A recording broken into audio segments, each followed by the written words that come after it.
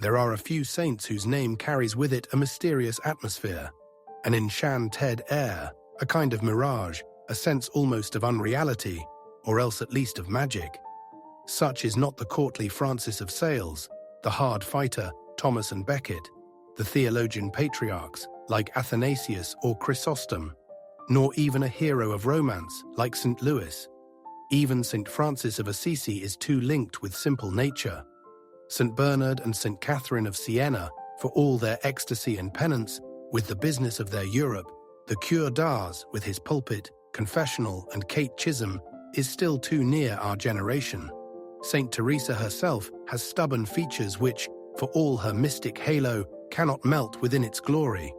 But her fellow worker, John of the Cross, seems almost a pure spirit, best to be compared to the fierce radiation of his own Castilian rocks, a flame in the sky, a panting, quivering eddy in the air, a piercing hymn whose notes are lost for their utmost intensity of vibration.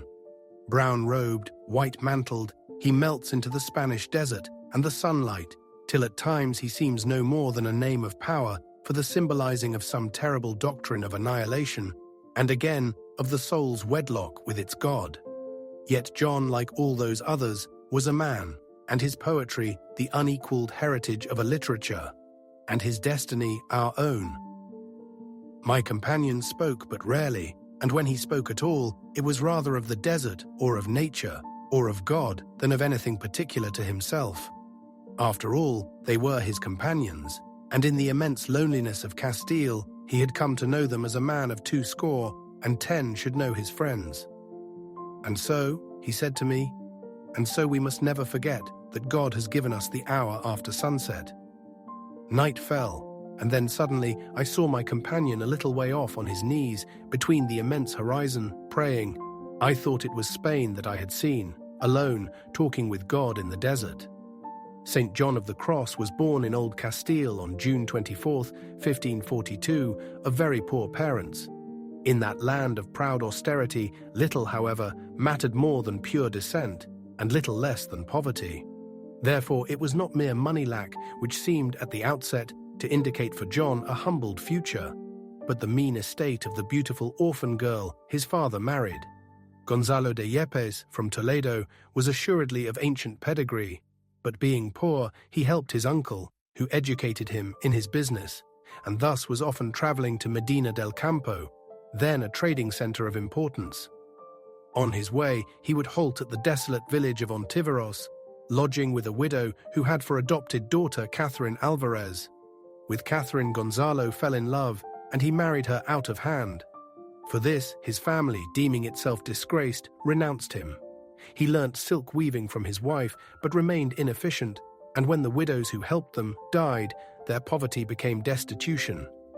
At his own death, Catherine % left with 3 small boys and no RW as sources.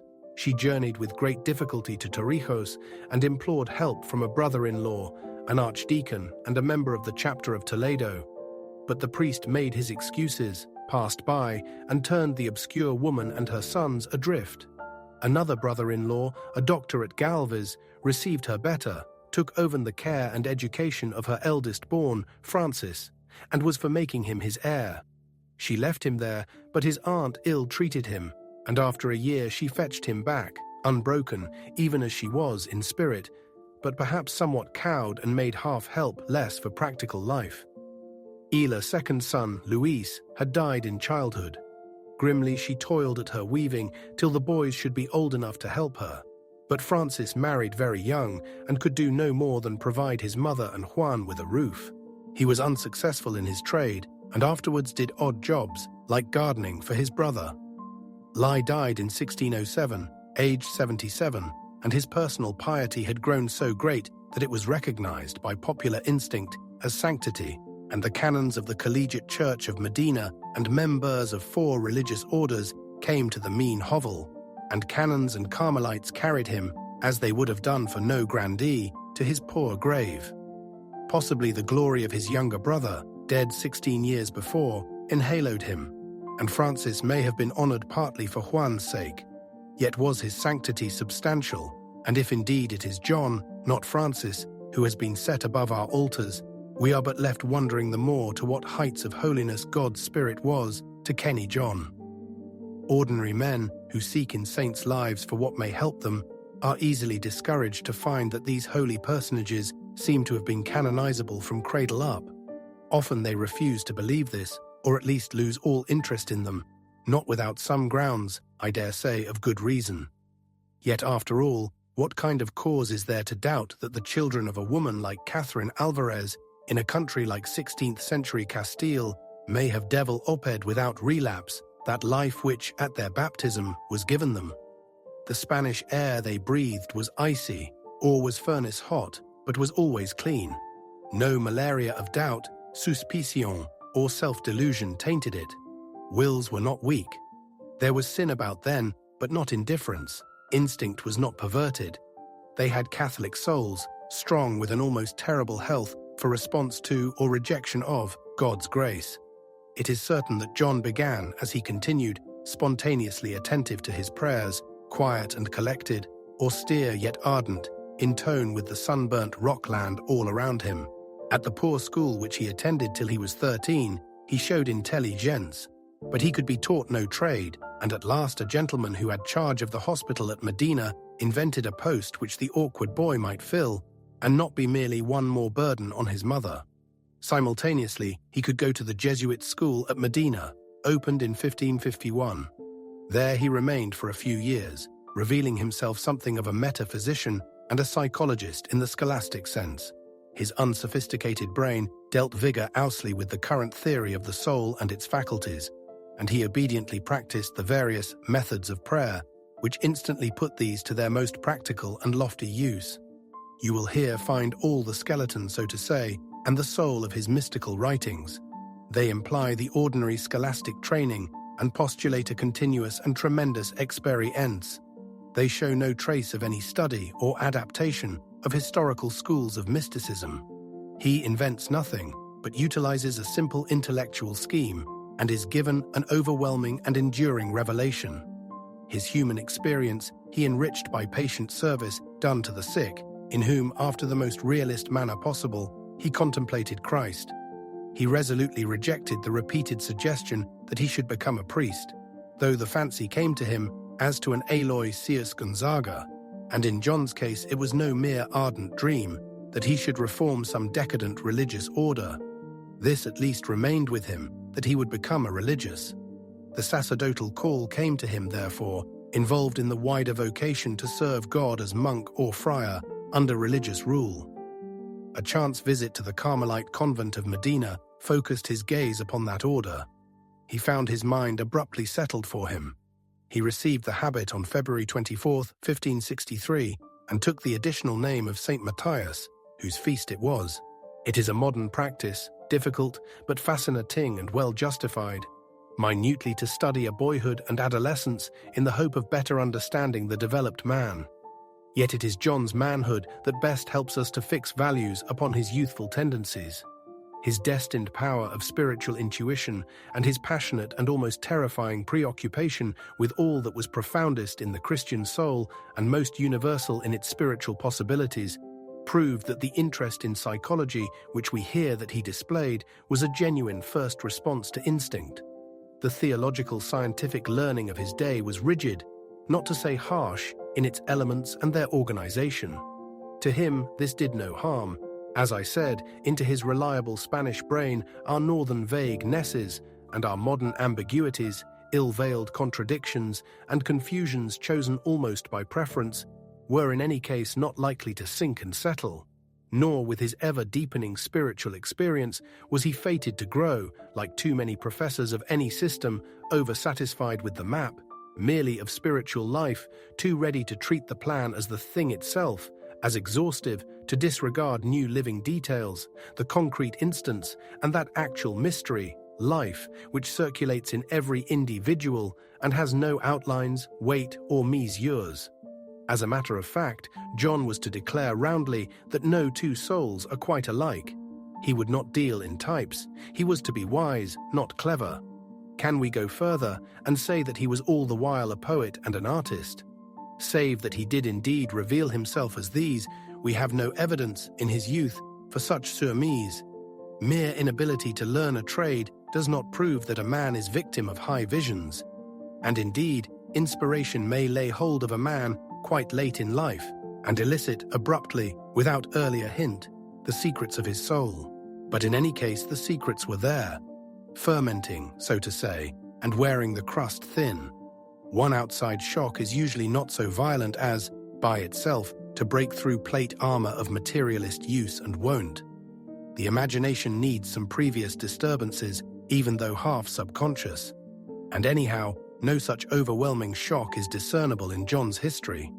Therefore, we may safely say that in John's aloofness from practical push and obvious efficiency is a true suggestion of interior imaginative life, active and constructive. Yet were his dreams no mere daydreaming. The Spaniard was never a sentimentalist. His fancy might run riot, passion was always there, and might flame suddenly high. But the morbid exhalations of emotionalism were not more likely to be his than the futile volatilizations of the intellect. In John's remoter preparation of his developed manhood, then we are to see an intelligence sane and well-balanced, educated by firm methods and within very definite limits, and an imagination which solicited him to recognize that those horizons were no absolute, final cloister to reality. The capacity for passion was to humanize that intellect and enrich that imagination to a degree unparalleled, perhaps even by St. Augustine and, assuredly, by Aquinas. And over all this manifold, in tendency tumultuous, yet in fact obedient nature, brooded the Spirit, reaching from end to end and ordering all things in sweetness and in strength. Secu. The convent which John entered belonged, of course, to the mitigated Carmelite rule. It is unnecessary here to describe the Restauration by St. Teresa of the ancient way of life. The earlier austerity of the order had been progressively modified by a series of papal sanctions, until the mitigated rule, to which St. Teresa was for 30 years obedient, was, presumably, universal. It cannot be too strongly emphasized that this mitigated rule implied no laxness or disorder or infidelity on the part of those who, quite legitimately, chose it and conscientiously obeyed it.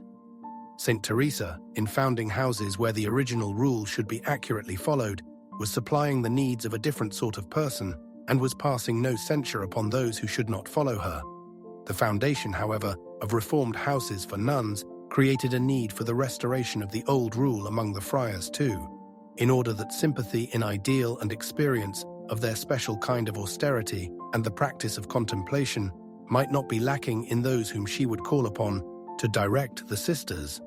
Teresa obtained leave to found houses for such friars, but the difficulty of collecting recruits remained. Fra Antonio de Heredia, prior of the Medina Carmelites, offered himself. She did not consider him wholly satisfactory, but accepted him provisionally.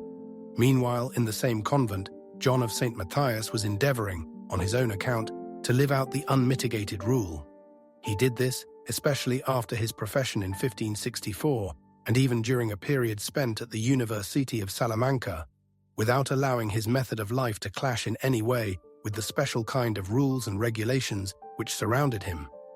After a while, ordination was more or less forced on him, and in 1567 he decided that this observance of a rule within a rule, almost indeed despite a rule, kept him spiritually on the rack, and he proposed to transfer himself to the lonelier life of the Carthusians.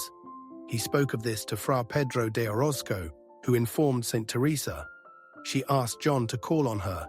Instantly she discerned his worth and laughed to find that with him she had collected a friar and a half, for the portly prior, Fra Antonio, made the small St. John look even tinier.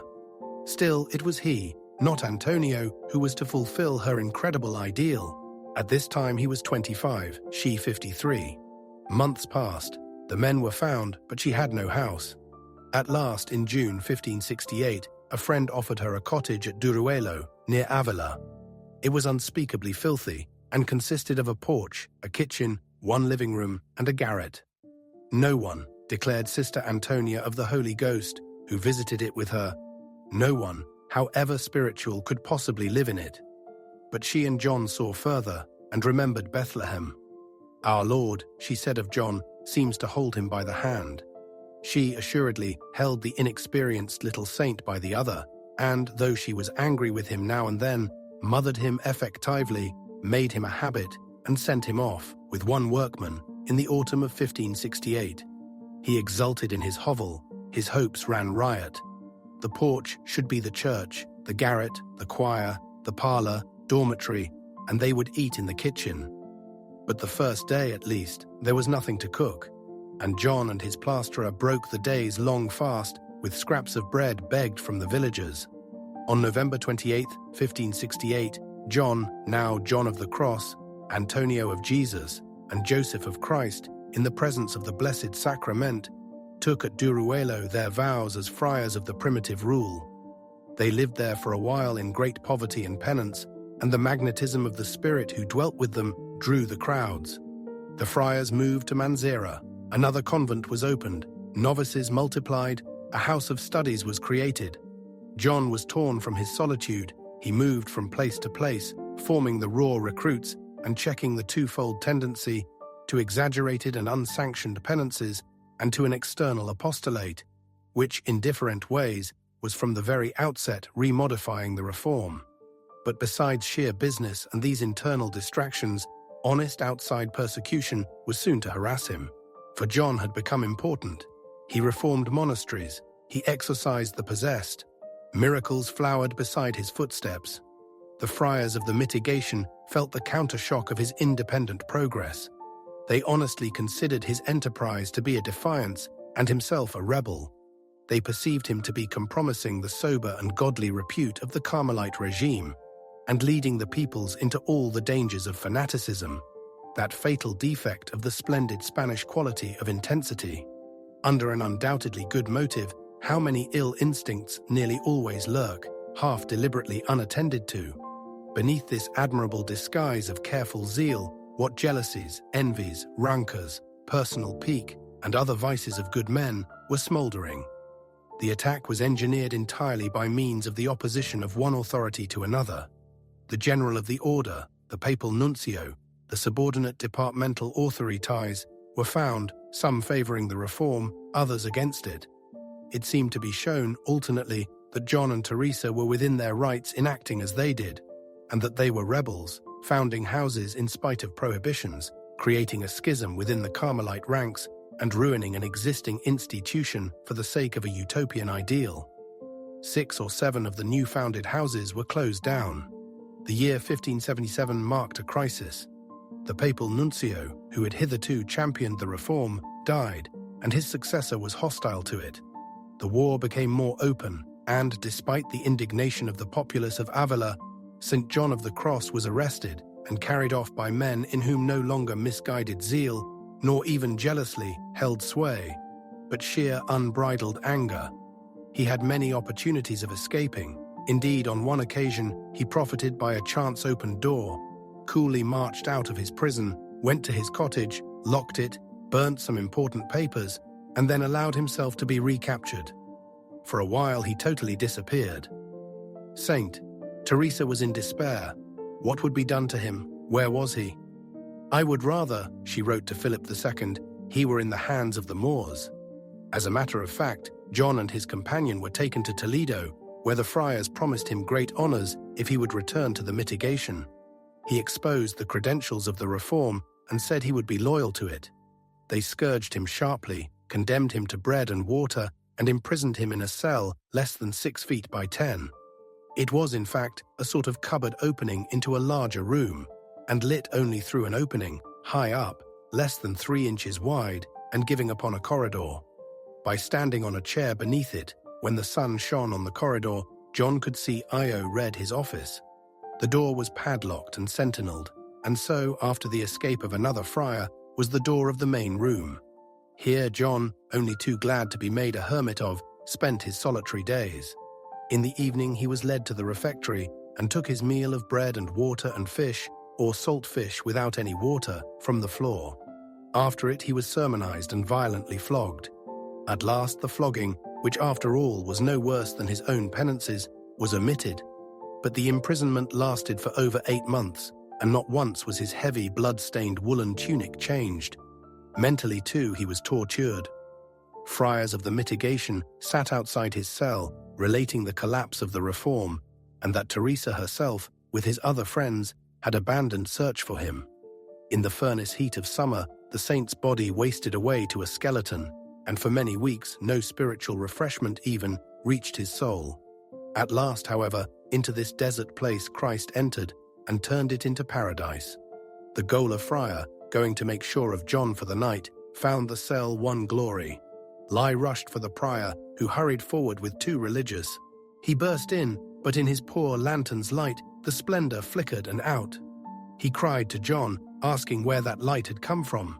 John showed him there was neither candle there nor lamp. The prior left, but the radiance returned and lasted the night through, abbreviating it to a moment's space, and in the light Christ spoke to John and promised him deliverance. Later, on the eve of the Assumption, the prior with two others entered suddenly. John was too weak to rise, for he was kneeling, and the prior rebuked him for his disrespect. John's gentle answer disarmed him for a moment, and the prior asked him what his thoughts were. "That I would like to say Mass tomorrow, the Assumption." "Not in my time," said the prior, and turned his back. The feast passed in desolation, but on its morrow Mary came and renewed her son's assurance. And again Christ came and promised, and again Mary, who showed John in a vision a window, whence the Tagus could be seen. Thence he was to climb. But the convent was unknown to John. Where the window was, he could not guess, and anyhow the door stayed locked. He waited patiently on God's word. At last the jailer was changed. The new custodian's heart was kindlier. He allowed John, when the friars were at dinner or siesta, to walk in the big room, and even in the corridor. And lo, in the corridor, the window, recognized at once.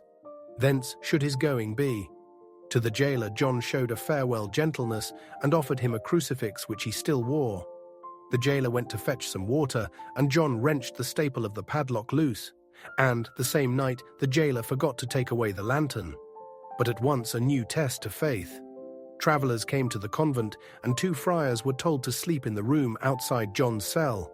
True, they left the room door open, for the heat was appalling, but they drew their beds close to where his own door was, and their conversation that night seemed fated never to finish. At last they went to sleep.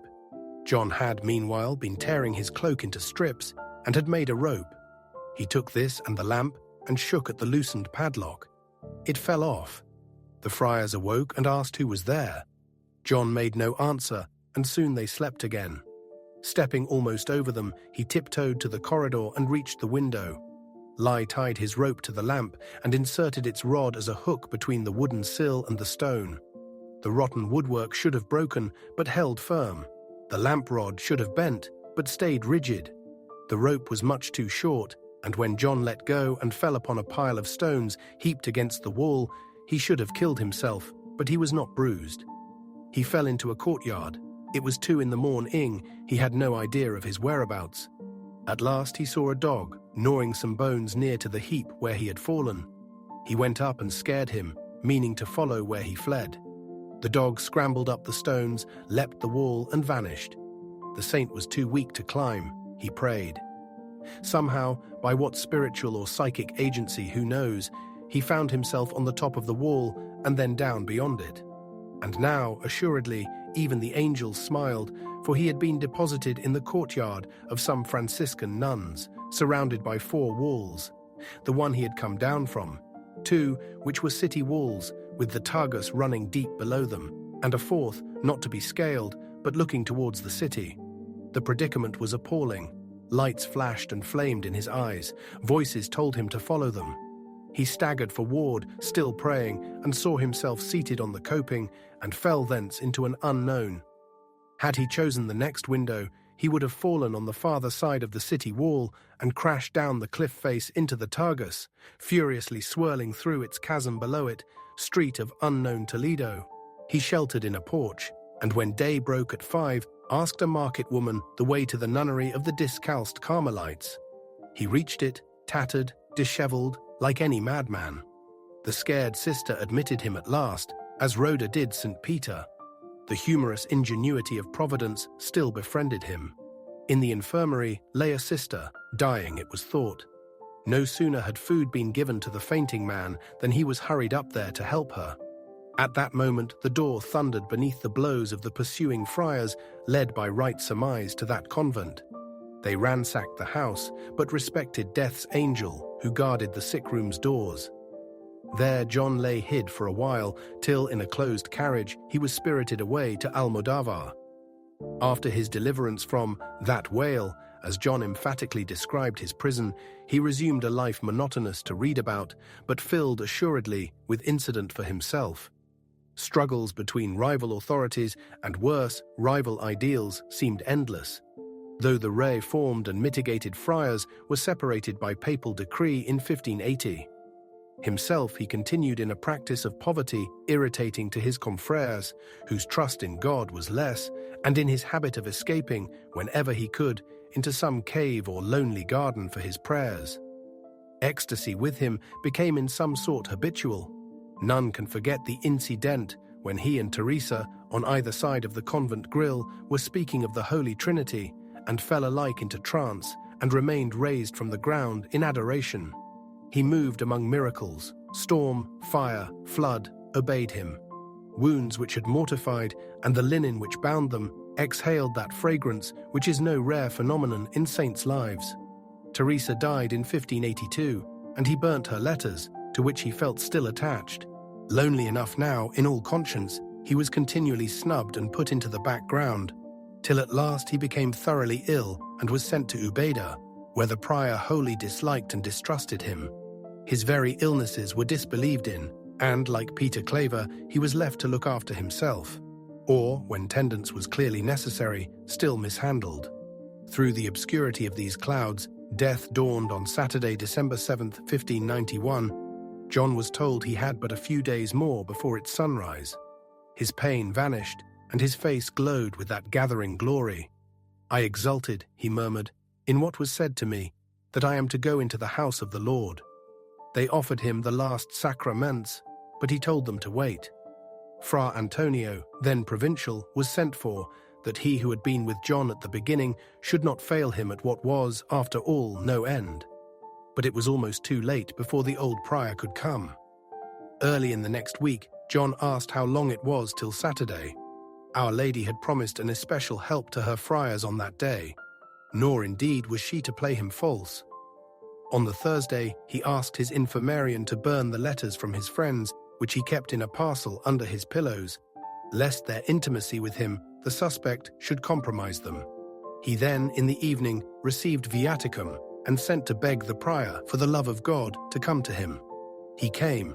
John asked his pardon for the trouble he had given him, for the expense he had caused, for the bad example given. Face to face with the reality of death and sanctity, the prior felt the illusions of the eyes to melt. He wept, begged John's forgiveness, and the night became starlit and serene. On the Friday he asked once more what day of the week it was, and there after the hour only, but often. "I have," he said at last, "to sing matins in heaven." During the latter part of Friday, he entered into a Gethsemane of the soul, and though Fra Antonio arrived, and was fain to alleviate his agony, John remained in a deep distress, augmented by the mistaken consolations of those friends who urged him to remember how much he had done for God and the reform. At that hour, all he had ever done seemed to him shame only, sin and failure, and he lifted his whole heart higher still towards the crucifix. At 5 he asked for the last sacraments, and made all the responses clearly, and at 9, when he asked the time, deplored that he had still 3 hours to wait. "My exile is prolonged," he repeated. At 10, a neighboring convent rang for matins. He repeated he was to sing them next in heaven, and thanked Mary that she suffered him to pass thither on her own day. He grew faint. The friar was for summoning the community. Still John refused. There was yet time. At 11 he sat up in bed. "Blessed be God," he cried, "how well I feel." He exulted and asked those present, for the room had filled, to sing God's praises with him. He began the Jeff Rare, and the others answered, as a choir. They continued with other psalms, and John kept kissing his crucifix. At 11:30 he caused the friars to be summoned. They all came, and on their knees extorted from his humility a final benediction. They began to recite the recommendation of the soul. After a minute, he told them to continue without him, for he had to rest. He clasped the crucifix closer and reposed in prayer. A little before 12, he handed the crucifix to a secular, arranged his habit and bed, and took the crucifix back. The secular kissed his hand, and John reproved him gently. Close on midnight, he sent Francis, whose office it was, to ring for matins. He went, and the saint's bed became orbed with glory. In its heart, John lay for a few moments in an ecstasy, and then returning, asked why the bell was ringing. "For matins," they said. He smiled, having reached the midnight, and replied, "I am going to sing them in paradise." He kissed the crucifix once more, and with closed eyes said, "Into thy hands, O Lord, I commend my spirit," and like a child, without shock or effort, died. He was 49 years old, too. I blinded my eyes, and I closed my ears. I hardened my heart, and I smothered my desire. I turned my back on the vision I had shaped, and to this road before me I turned my face. P. H. Pierce, Renunciation. In writing anything at all about St. John's mystical works, I am all the while anxious to recall or convey certain postulates. First, I do not in any sort of way propose to analyze adequately or theologically his peculiar doctrine, but to fasten on 3 or 4 only of its organic elements, though these I believe to be essential, and to contain, indeed, or to issue into the rest. Next, that it was St. John's aim to write only for those whom God called to a particular and transcendent union with himself, probably within the special frontiers of the Carmelite order. Others might indeed draw profit when and where they could from his writings, but his work was not intended for them directly. Again, that he wrote his comments on his poetry by request, reluctantly and, he felt, inefficiently. Next, that I am very far from hoping to explain him, still further from criticizing him. At most, I would hope to clear away certain difficulties or causes of misapprehension which surround him. Again, that he not only does not attempt fully to explain himself and bases his doctrine wholly on that of the Church, which is that God infuses a supernatural life into all baptized Christians, and that its proper outcome in all is a supernatural contemplation of and union with God after a purification which takes place, normally, when the soul is already separated from the body. But he teaches, again with the general belief of Catholics to support him, that even in this life, in exceptional cases, and intermittently, a substantial union and contemplation of this sort is granted by God to chosen souls, who experience, therefore, perhaps, all their purgatory and some foretaste of their heaven upon this earth. Finally, that St. John was rigidly orthodox and intended no sort of monism, pantheism, quietism, or other philosophic or theological heresy, and must be interpreted in obscure passages by the Church's ordinary doctrine. The soul which would ascend towards God must pass, St. John teaches, through a night which consists, first and foremost, in the mortification of desire, the putting to death, that is, in a certain and definite way, not only of such apprehensions as reach the will through the senses, but of the desire for them. The self is to be left, in regard to outward things, in darkness, without occupation. Tart returns to that blank, which scholastic philosophy teaches it was when first infused into the body, before the senses had time to supply it with material for reaction. St. John piles up the disasters which distress the soul when it is obedient to desires.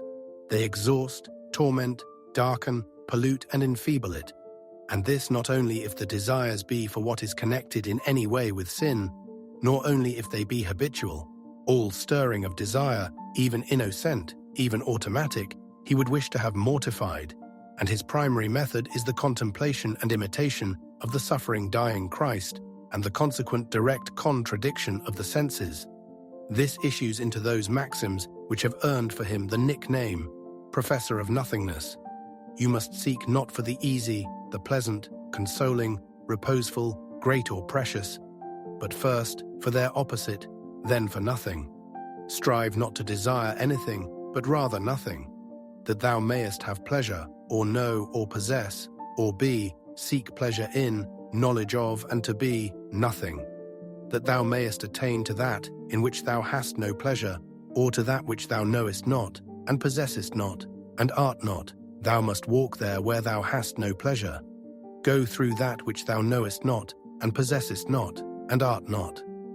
When thou dwellest upon anything, thou hast ceased to cast thyself upon the all. Because, in order to arrive from all to the all, thou hast to deny thyself wholly in all. And when thou comest to attain the all, thou must keep it without desiring anything. Because, if thou wilt keep anything with the all, thou hast not thy treasure simply in God. Delivered thus from the prisoning senses, the soul steals forth from the house of its captivity, now put to sleep and silent.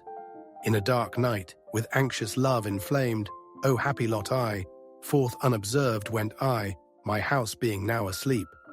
For many, John's doctrine is herein vitiated at the roots. His promise of life starts from suicide.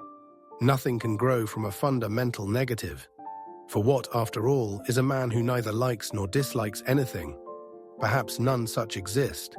Yet some indeed approach to that deplorable condition. A few are temperamentally so stupid that they cannot see that this is preferable to that, even as, departmentally, some men may lack an ear for music, be colorblind, derive no exhilaration, no solemnizing awe from the secrets of the evening or the caress of morning air. They see nothing in a masterpiece, have no use for ambitions or ideas. They drive to distraction those who seek to please them by a total lack of response, not unselfishness. Sometimes, too, an apathy is induced by overstrain, a hopeless uncoiling of all life's mainspring. Prolonged self-worship may similarly overshoot itself, and a man may truly reach the pitiful state to which the young forgivably pretend of being blasé. He has chewed his world to extract from it the latest drop of sweetness till it is left insipid. He may have lost even his morbid craving for the rotten. Short of this, and composed again of the young, or of those who regret and envy youth, is the tedious herd of cynics who have no more illusions, who find all things, however high their promise, much of a muchness in result. This attitude may become permanent, vulgar, and irritating. Usually its victims are curable by the tender action of years, or again by the burly box on the ears which even middle age receives at times from events. In the meantime, these are the dull lest of all folks to meet. For how can a man who is thoroughly uninterested be interesting? There are, finally, those who get into this highly artificial state by a misapplication of some doctrine of indifference, which they believe themselves to have got, perhaps, from Saint Didas, a regrettable word, but it is hard to find a substitute. Ignatius, by a kind of mathematical comparison of created things with the uncreated, the finite with the infinite, they reduce all of the former to an equality in littleness, and because lesser things are not that highest, they treat them with contempt. Such a view implies, I confess, a complete forgetfulness of the presence and activity of God.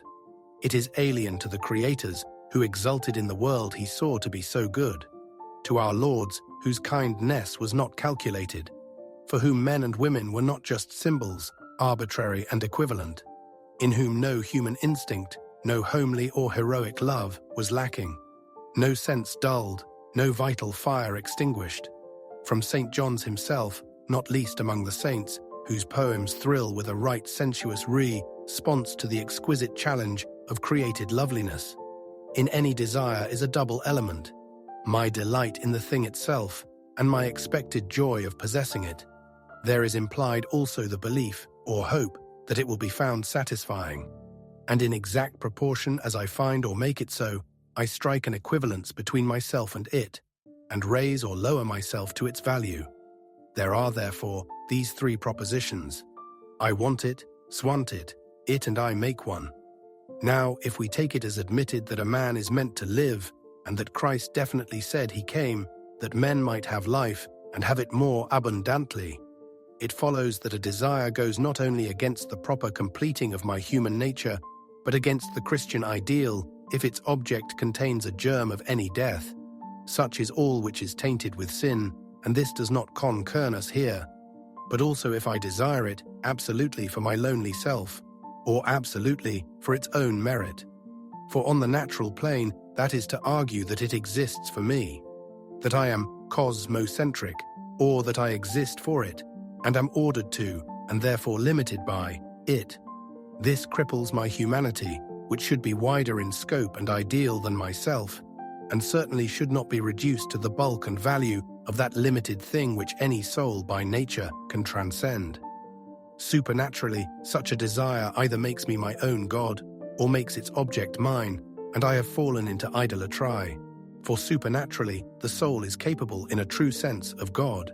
And so, whether I make myself my idol, or subject myself in worship to the object of my desire, either way I reject God. The whole of St. John's doctrine of desire is directed to pursuing, in its very roots, its invisible ultimate fibers, this double idolatry, the self-exaltation which seeks this or that, absolutely for my sake, and the self-degradation which sets me beneath this or that, absolutely for its sake. That selfishness vitiates desire is certain even in experience. Love rises in purity precisely as it becomes unselfish. The moment I grab a thing, I soil and bruise it. The moment I say, she is for me, I sacrifice her, a victim to the idol in my heart. Even in the most spiritual transactions, this holds good, even the conversion, which I may desire, of a sinner to God. Thus alone is ensured a perfect spiritual chastity. Part at least of the law of bodily chastity is that I have no absolute property in my fellow man, nor he in me. I have no final and unlimited right indeed over any property, least of all over the body, the sole indwelt body, of another. There is, too, a spiritual seduction and a spiritual adultery, committed by the horrible sacrilege of bringing to pass for selfish reasons even the handing over to me of another's mind. Worse still, by the capitulation to me of his self, his soul. By far the best, indeed the only way, then, of being morally sure that my desire is untainted, is to dissociate explicitly my innermost will from my desire, and to hold what is deepest in it aloof from me. I, with my desire beside me, must be presented direct to God. I am not to it, nor it to me, but both to God. Hereby petition passes into affirmation. Lord, he whom thou lovest is sick. Lord, lo me. Lord, lo him. Often enough, perchance, when the desire is extreme yet utterly pure, we shall find ourselves, two souls, standing side by side before the ultimate, incapable of uttering more than the lonely name of God, and at most, the exclamation of the Mass, Offerimus tibi calicem salutaris. We offer him a mingled cup, containing myself, my desire, and the manifold mystery of life, and we can but trust his consecration to turn the whole into the life-giving blood. This hurling of ourselves direct upon the ultimate may produce at times, and even after, a soul has grown experienced in this downright laughable effects. We may neglect to attend to what is being said, we may forget to answer, we might fail even to recognize a passer-by with whom we have been, earlier, in communion so intimate that we had disregarded all concerning him, save his transmitted thought. Instinctive this may be, yet at other times deliberate. A calculated coldness, almost, a chosen aloofness, may prove necessary to safeguard ourselves from the uprushes of the inquisitive, the sentimental, the selfish will. Yet never fear. Thereby is nothing lost, or even endangered. The inward passion makes itself well felt across the barrier and penetrates by a true telepathy to the subconscious and most real of that other soul. Thus, certainly, though wordlessly, are the most deep, loyal, rapid, even, and most numerous of friendships made. Such is today's experience, such was the secret of St. John's enormous influence, such the magnetism of the name of Christ, which alone today wins utter personal Jove, and the test, food and sweetness of it, which is joy in sacrifice and communion, after a soul has grown experienced in this downright laughable effects. We may neglect to attend to what is being said, we may forget to answer, we might fail even to recognize a passer-by with whom we have been, earlier, in communion so intimate that we had disregarded all concerning him, save his transmitted thought. Instinctive this may be, yet at other times deliberate. A calculated coldness, almost, a chosen aloofness, may prove necessary to safeguard ourselves from the uprushes of the inquisitive, the sentimental, the selfish will. Yet never fear. Thereby is nothing lost, or even endangered. The inward passion makes itself well felt across the barrier, and penetrates by a true telepathy to the subconscious and most real of that other soul. Thus, certainly, though wordlessly, are the most deep, loyal, rapid, even and most numerous of friendships made. Such is today's experience, such was the secret of St. John's enormous influence, such the magnetism of the name of Christ, which alone today wins utter personal Jove, and the test, food, and sweetness of it, which is joy in sacrifice and communion, even if supper naturally induced, must be acknowledged and put behind one, not as false, but as inadequate to that kind of contemplation I am called to. Exterior or interior, all these apprehensions must be said no to. So for the memory, even in prayer I must not seek to remember this or that person, or intention, but go direct to God, in whom the object of my petition, if it is to be granted, will be found. I go, not to my friend, and take him up to God, but to God, and there, if he wills it, find my friend. Even what is good, in memory, must be rejected, because of the tendency to rest upon it, just as a similar tendency is felt to rest upon the vision, imaginative or intellectual, which, at the moment, fills me with divine delight. In this way, even the will has to be mortified, and 44 reduced, John says it seems, to silence. Whatever grace, whatever help or spiritual success or communication God gives to me is but new material for renunciation, until assuredly, since sense, memory, intelligence and will are one after the other transcended by the soul as it climbs its Carmel in the night, we well may ask, what after all is left? If I say, God and the soul in substantial 44 communion, does that seem no answer? Yet what answer would you have if the essence of the communion is that its reality transcends ideas, and ideas already transcend words? At best, we can say what it is not, and again, we can but hymn it, not define it.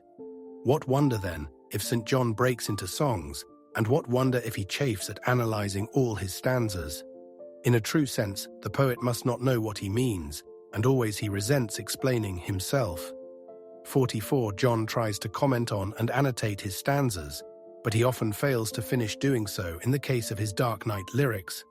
And at 44 best not alone his comment, as far as it gets, seems often enough jejune, academic, fanciful and unequal, but the poems themselves, finishing because inspiration flags, end in a manner almost commonplace, as with a reference to that overworked property of the mystical poetaster, lilies, or with a chilly reference to some Old Testament Aminadab, whom John introduces awkwardly to symbolize the devil.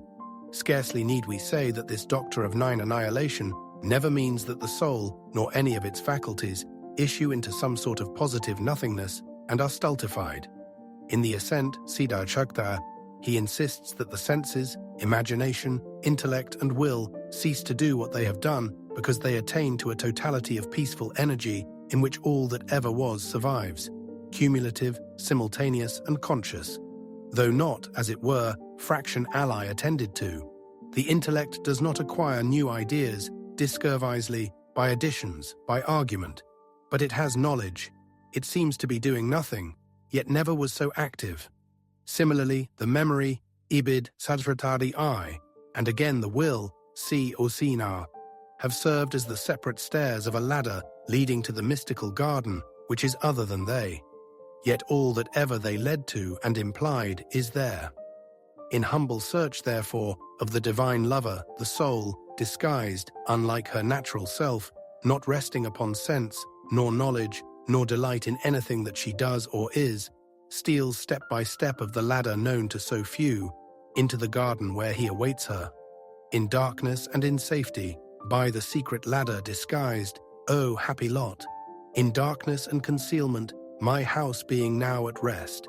In that happy night in secret, seen of none, seeing naught myself, without other light or guide, save that which in my heart was burning. The ultimate personality of the soul is lost, its purified essence is absorbed into and identified with the sum total of reality, itself at its purest and most peaceful, when it has regathered itself into the unconscious all. I, in this doctrine, was never more than the interior, so to put it truthfully I think, of some eddy, which after a while is smoothed out and vanishes in the general current, though no drop of water, no impetus of force, be lost. It may be said that John, in common of course with all Catholic theologians, yet remarkably because of his strong personal bent towards unification of soul with God, and evacuation, so to call it, of the material coefficient of spiritual activity, is radically opposed to every fundamental dogma of this modern Gnosticism, theosophy, which that light guided me more surely than the noonday sun to the place where he was waiting for me, whom I knew well, and where none appeared.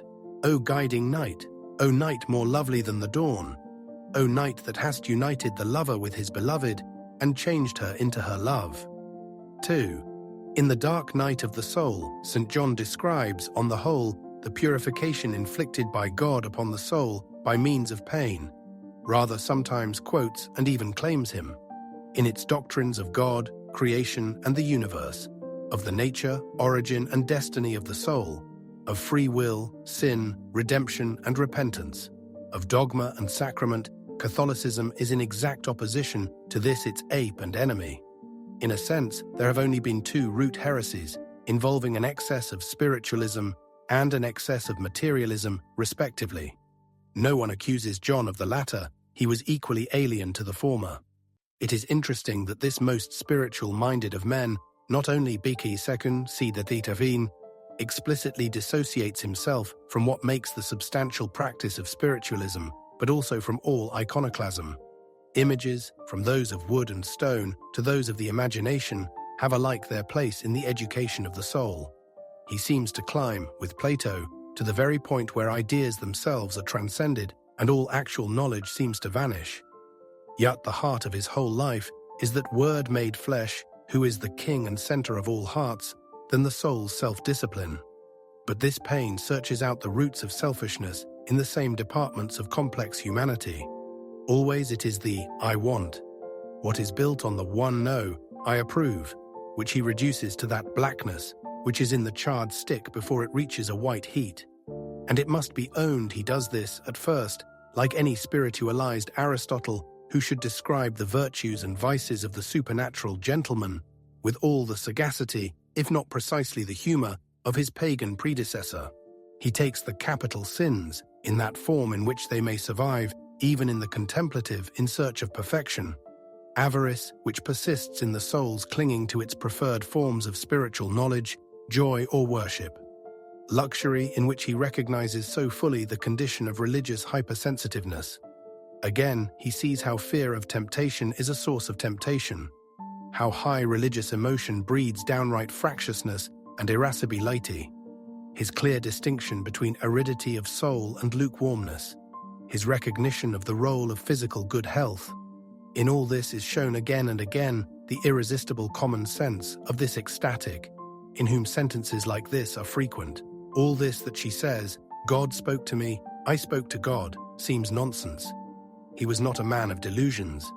He read a penitent's thoughts one day and said abruptly, I am a sinner, my child, that is true. But I am not ignorant. Why do you tell me that? She said. Because you need it, John replied. A woman met him one day in the streets of Granada, carrying a child and claiming for him sustenance, on the grounds that it was his. She argued. A crowd collected. Well, said John, who is its mother? She mentioned a great lady. And how long has she been in Granada? She was born here and has never been within half a league of it. And how old is the baby? About 46 a year. Ah, said John respectfully, this is a great miracle. Myself, I have not yet been a year in Granada, and never else in my life within a score of leagues of it. The crowd laughed, and John proceeded imperturbable. Let it be said here, simply, that pain is perhaps the surest and quickest road to reach truth. A man shuts his eyes that he may think the clearer. He must, often, drive roughly away the thronging thoughts, dam the cross-currents of ideas, push down the balance which motives in either scale hold quivering, if he is to act forcefully according to some instinct he knows to be right. John boldly tells us to face the downright suffocation of the self we first must feel before we emerge into full freedom. The caterpillar crawled along and looked gay enough even. The chrysalis has to lie colorless and inert, but only so the butterfly emerges. What is there like pain for the test of friendship? What like pain for the fierce shriveling up of those myriad moths with which the candlelight of our imagination shuts us in, as by a moving, intangible, yet most bewildering mist, whereon our own image shadows itself forth grotesquely? What like pain for reducing into ash dust those spider webs which loved illusions weave round our very hearts? When a man really suffers, at last we may have hopes for him. Not before, that is, if he be strong enough. Here is an element in John irrefutably revealed, his terrible strength. He could endure the fright-fuel insinuations of God's fire into the ultimate roots of the love of self. Districts in the soul barely known of to most men's consciousness were naked to his piercing eye, and were terribly made clean, rinsed, cauterized, carded, what you will, by the welcomed pain. "What would you have from me?" asked the cross-bearer of him, as of many another saint. "To suffer and be despised for thee," John answered, and the words have become his motto. This man, with human instincts all alert, why, he was fond of music. He could not stand the Andalusians. Saint Teresa, Castilian too, had to ask for his removal from among them, and a precious anecdote reminds us that he liked asparagus, was so master of himself in all things that he could actually succeed, not only in renouncing the self-willed element in all that he was and felt, but in not slaying the selfless part in it all.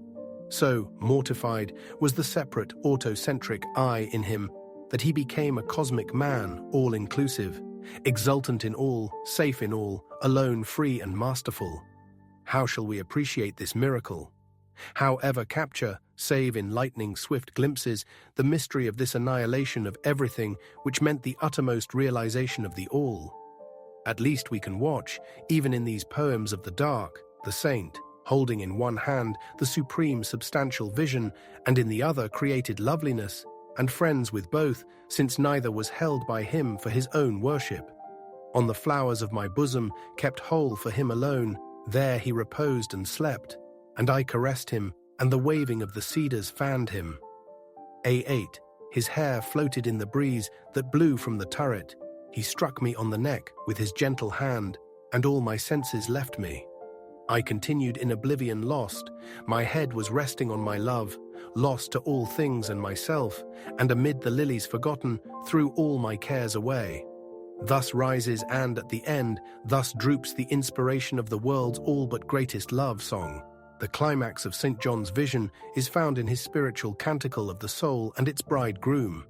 Here, more than even in the dark night, he speaks of what God does for the soul, rather than what it does for God, or, if you will, of the insistent summoning by the lover of his beloved, rather than of her endeavor to attain him. Yet even here he must start with what she leaves, to recover it in him. The lover has wounded her, and fled, and hidden himself. The strange inversion of this hunt, where it is the quarry who has dealt the blow to the heart of the pursuer. I ran after thee crying, but thou wast gone. She sends the shepherds, they who go through the sheep-cotes up the hill. She sends her soaring desires, her yearning aspirations, after him and herself, meantime will go over mountains and lowlands in her search. I will gather no flowers, I will fear no wild beasts. She will pass by the mighty and the frontiers, and disregard the barriers of her very nature. Yet she goes, not without asking of groves and thickets and meadows, planted by his hand, if he has passed through them. Indeed he has, and as of old to St. Augustine, creation answers. 1,000 graces diffusing, he passed through the groves in haste, and merely regarding them as he passed, clothed them with his beauty.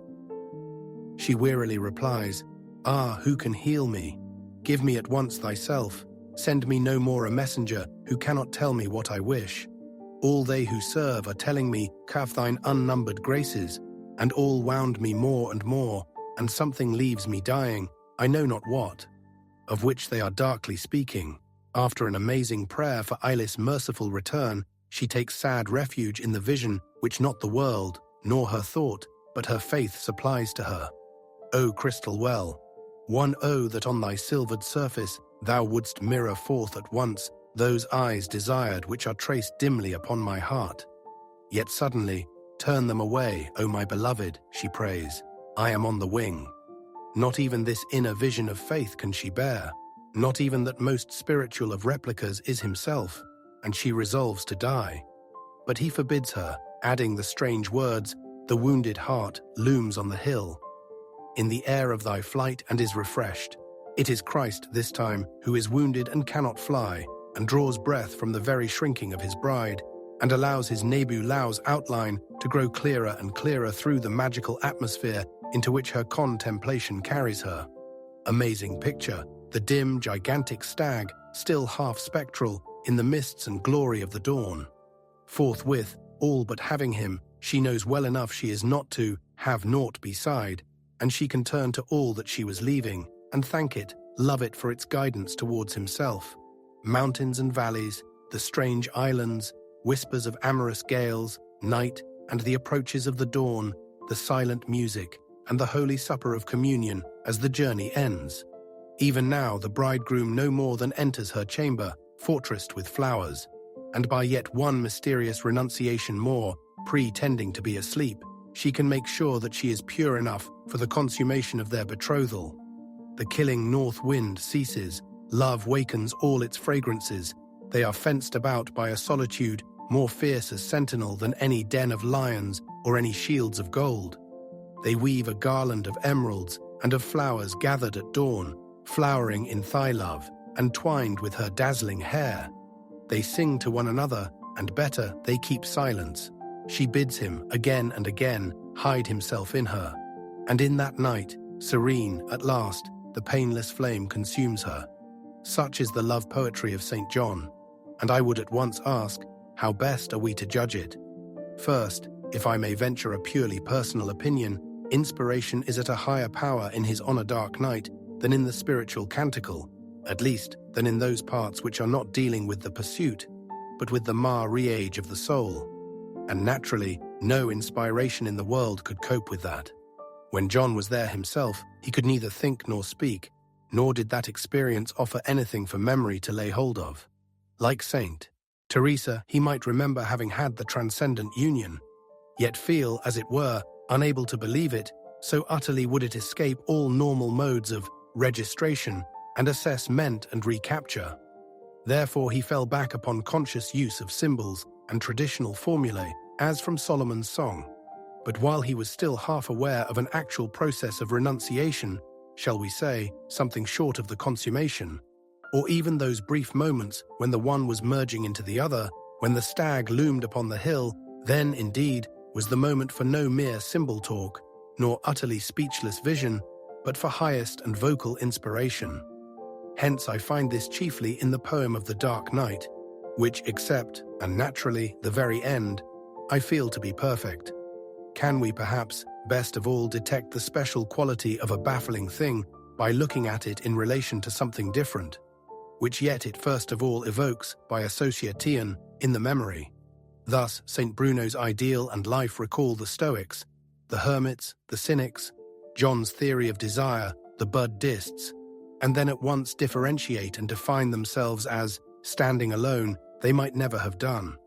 Let us, then, say that to pass straight from St. John's Midnight Garden to the second act of Wagner's Tristan und Isolde is most natural, and to identify the spirit of the two most easy and most unforgivable.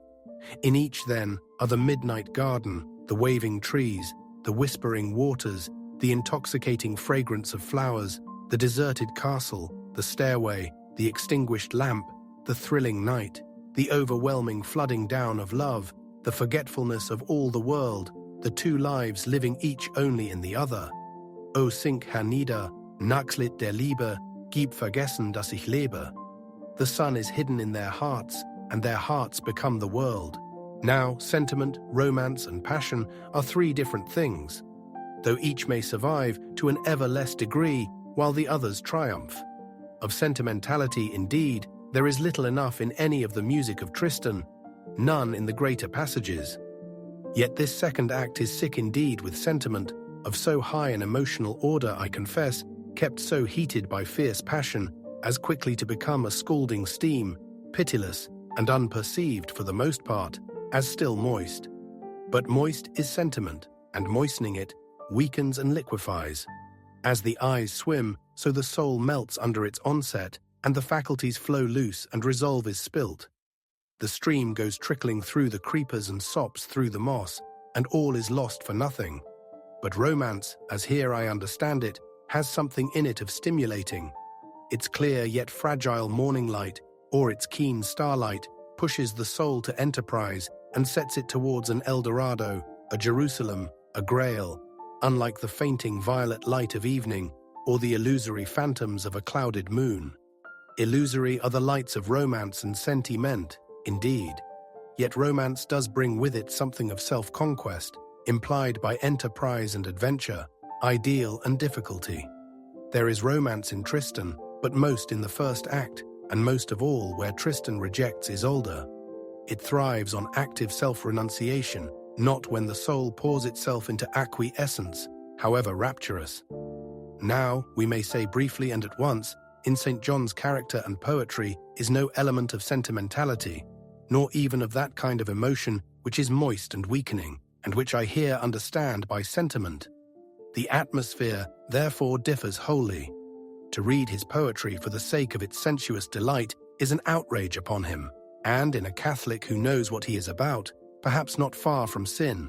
Next, Wagner's chaotic mixture of philosophy with magical symbolism causes the whole of his drama to be governed by the irresistible filter and the spell of fate. Nothing happened to those two which could help happening. But could anything be more fatal to true romance than this mechanistic motive? It is as bad when the average talker substitutes temperament for fate.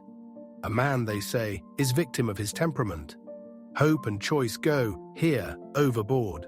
For strangely enough, temperament is rarely called on, save to condone aberration or to justify abandonment of effort.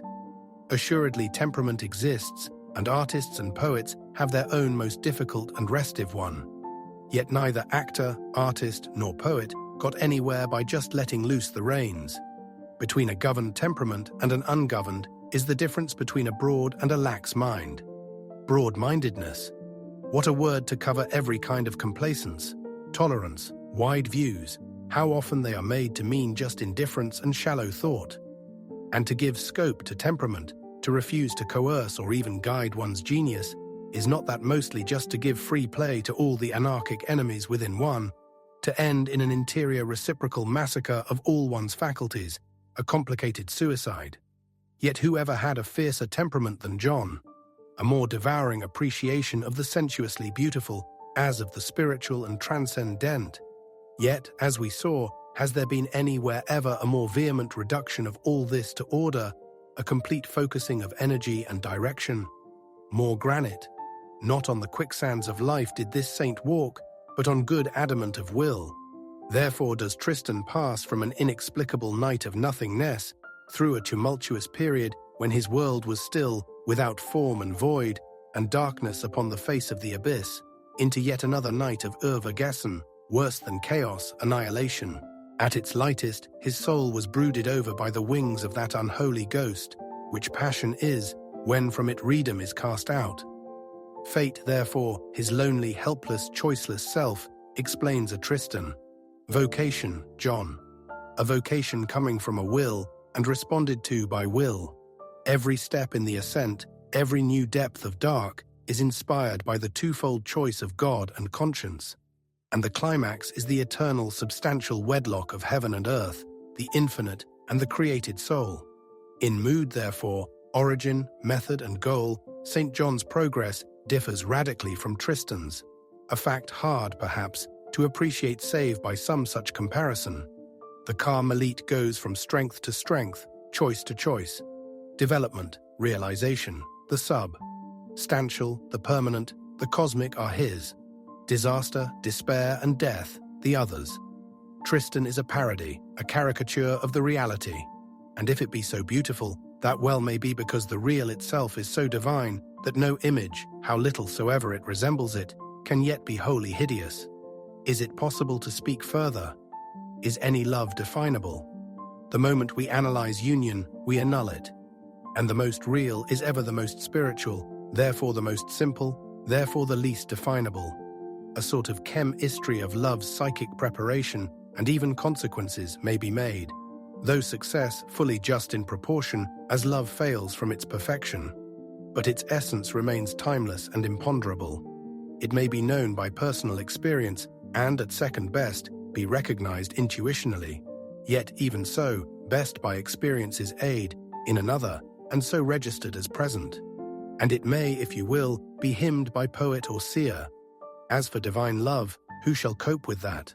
It is true that throughout nature, each several species at its best is so extraordinarily close to, though separate from, its immediate successor that the actual transition line can barely be detected, and we can but say, this is on this side, this on that.